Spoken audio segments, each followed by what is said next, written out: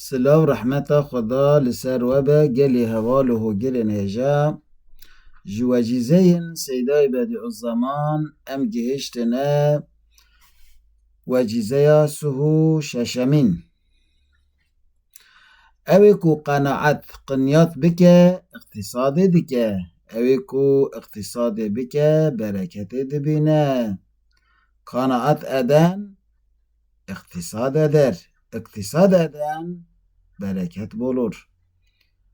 Çavnebarî çavnebarê dişewitîne. Hased edenî ya kar. Temenê xwe yê heqîqî ew roja ku tu têde yî bizane. Hakîkî ömrünü bolonduğun gün bil. Di spasiyê da zehmetiyek tune ye.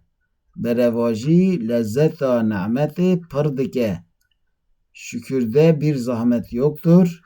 Bilakis nimetin lezzetini artırır. Ji bo Müslümanbûna xwe divê em spasiyê bikin. Müslüman olduğumuza şükretmeliyiz. Belê gelê hevalan divê em pir spasiya Xweda bikin ku Xweda me ji Müslümanan gerandiye. Divê em qîmeta vî nimetê bizanin.